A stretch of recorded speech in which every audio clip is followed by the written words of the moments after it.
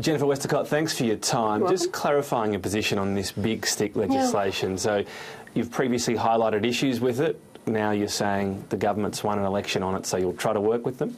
Yeah, we haven't changed our mind that we think it's unnecessary. We think it's highly risky. We think that it will deter investment at a time when we need investment.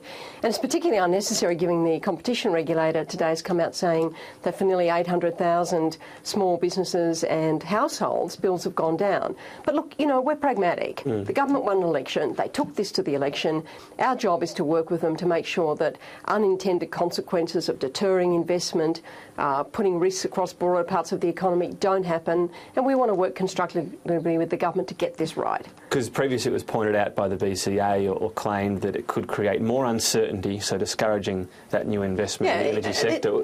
How do you ameliorate that? Well, that's what we've got to work constructively around amendments, making sure that the legislation is right. But there's no doubt that... How do you do that? Well, you know, we're going to sit down with the government this week. We've been sitting down with them for a while and, you know, make sure that the final form of the legislation tries to pick that issue up.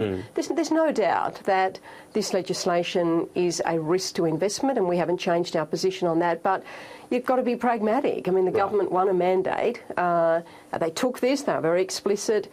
You can either work constructively with people, you can just keep opposing things without trying to actually get it right now, and that's our objective. Is there any particular element that you think could be changed to? Well, I think there's two things. One is to make sure that that the Treasurer's powers are responsible and contained. I mean, we don't want government setting electricity prices.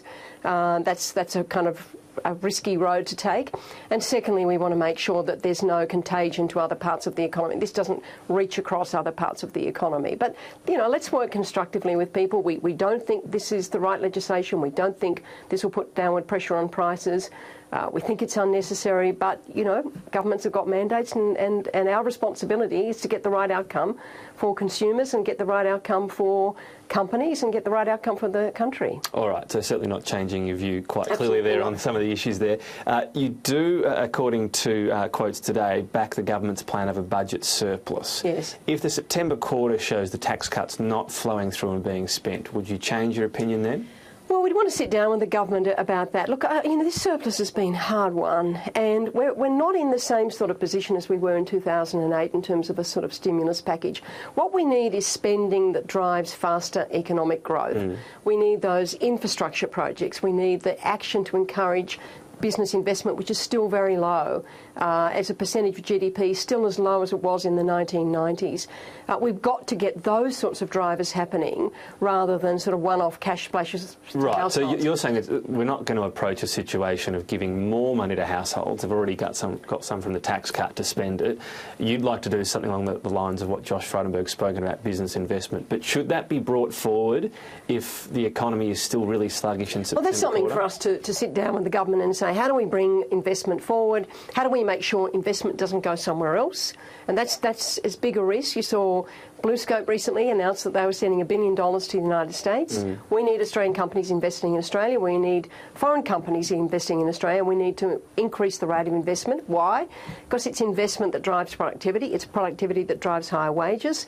Talk to any Australian, they'll say they want their wages to go up. Yep. And that's fair enough, they should, but that's got to happen through a sustained period of productivity growth, and that's going to be driven by business investment. So we want to kind of really sit down and look at those figures and say, well, OK, now how do we do this? But no one should give that surplus away easily because it was very hard won. And, of course, people forget what the point of a surplus is to make sure we can live within our means, but most importantly, it's the resilience that you get if we get these continued global shocks. But at the same time, if the shocks are really starting to come through, there's no point in making sure the surplus is OK to then trade away the economy. Yeah, and look, a surplus isn't a bookkeeping exercise, but we've got to make sure that we do the right things. And what's the task to be done? The task to be done is to accelerate the rate of economic growth and particularly to accelerate the rate of business investment. Just finally, you're backing in the approach of focusing on business, not so much or perhaps a bit less on social causes. What's an example of a company or one issue that's been too much of a focus for business? Well, I don't think that's what we're saying. I think we're saying let's get the balance right. I mean, I think this goes back to people being reminded what is a business. A business is the people who work in it. 11 million Australians who work in a business. It's the shareholders, mums and dads, investors. It's the tradies. It's the suppliers. It's the contractors. It's the customers. That's business. It's about people. And many companies feel very strongly about certain issues, and their employees expect them to do that, and they should do that. What we also need to make sure is that business is still singing the virtue of being successful businesses. Right, so when you say getting the balance right, it does imply it's wrong in some way. Well, I think that's the government's suggesting that. And do you agree, though? Not necessarily. I think it's a case-by-case call for businesses. And certainly there would be no one who argued the company tax stuff stronger than the Business Council and I did. And I think, we have championed economic reform for a long time and, championed these issues of business investment that we've just talked about.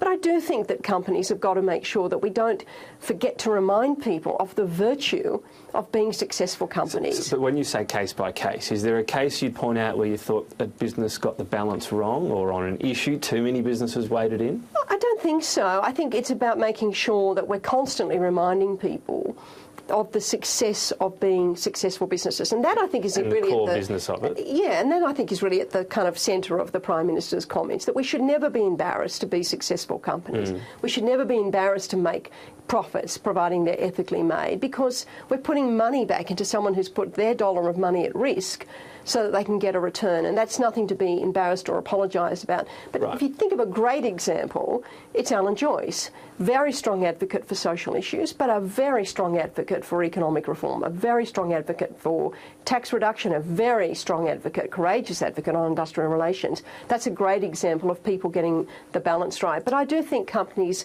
have got an obligation to remind the community constantly, and we hear this when we get around as part of our Strong Australia campaign in the regions, that business is a force for good when it's successful, because it's putting jobs in communities, it's giving people higher wages, it's creating value in communities, it's creating value for the country. We should never apologise for that. And Alan Joyce is an interesting one, because some have suggested he should stick to his knitting. You say he's been a good example, and I guess that goes out to other companies. One of the biggest issues we've seen campaigned on by companies was same-sex marriage. Were they all fine, in keeping with community standards? Yeah, I think a lot of those companies, their employees felt very strongly about that issue. And again, it's about making sure that business is a reflection of the community. It's not some abstract entity that sits out there that sort of doesn't exist in the communities in which people operate. And many companies, their employees felt very strongly about that issue. Alan, I think, took a very kind of careful and cautious approach, but he was a very strong advocate for it. So was I.